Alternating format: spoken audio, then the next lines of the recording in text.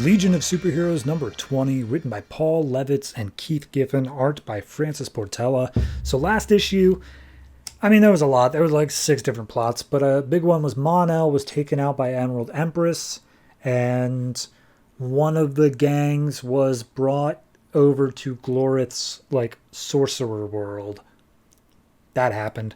So this issue picks up in Sorcerer's world, and they're like, hey, if you could teleport anytime, why don't you use teleporting more often? And it's like, well, I can only teleport here, says Glorith.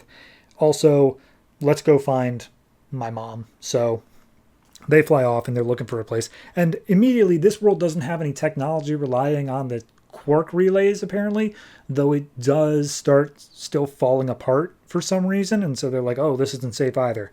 So Ultra Boy hops onto Chameleon Lad. I always forget with his lad boy guy.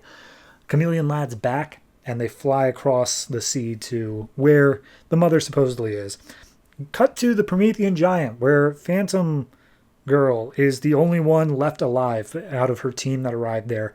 And the finger of the Phantom, or the Promethean Giant, is like chasing after her as she runs down the streets, and she's like, I've lost all my team, everything sucks, I gotta get out of here, even if it means never coming back. And so she starts to fade out of existence, and she says, goodbye, Joe. So I think that means she's going back to her own dimension, because she did come from a different dimension. I don't know, it doesn't explain it.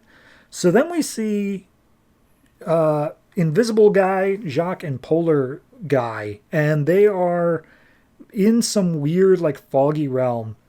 And it's like, wait a minute, hold on, we're not dead, we're still here, but this may also be not the land of the living. And the Invisible Guy's like, oh yeah, I've been in this place before, and I had to spend some time here among the people who have died. And we see what I assume are some old Legionnaires that are dead. And Polar Kid's like, what? So we see Glorith arrives. She hugs a guy named Block, who I guess is a guy that watches after the sorcerers or whatnot. And he's like, what are you doing here? You didn't get summoned. He's just like, yeah, no, I showed up. Everything's going nuts around the universe. And Block's like, yeah, your mom's kind of casting a spell to keep the planet together. Ain't going so hot, so I doubt she can help you. And then the mom turns around like, yeah, and I can use some help if you want to do anything here.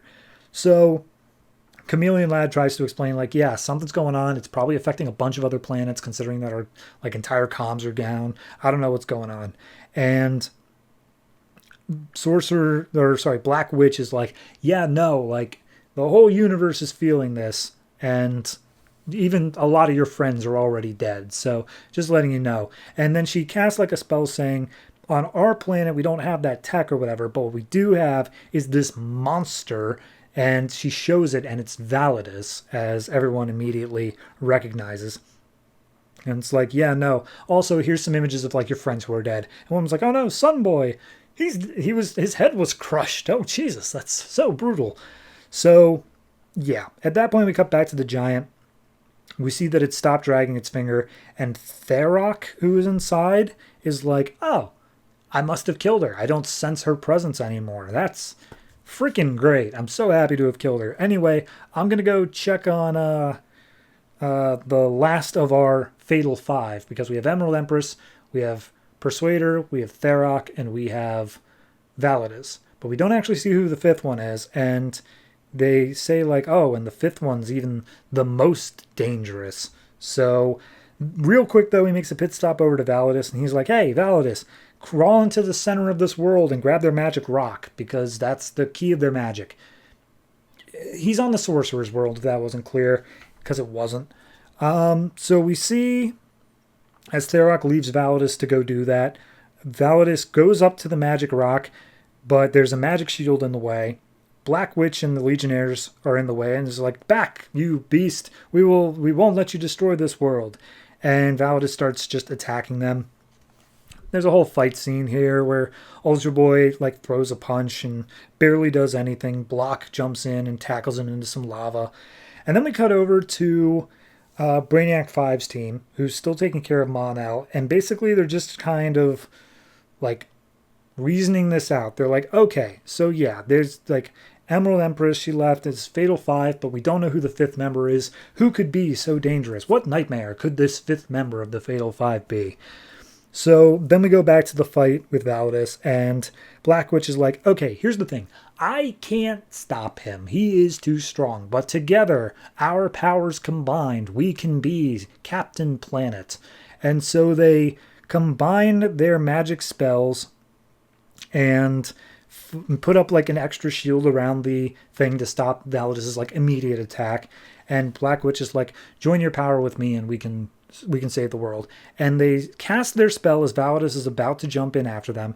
And it looks as though they either teleported the entirety of Sorcerer's World or they teleported Validus. But regardless, he's now in the middle of nothing and he's just floating in space. And they're like, haha, Validus, you won't be found for at least like 300 years.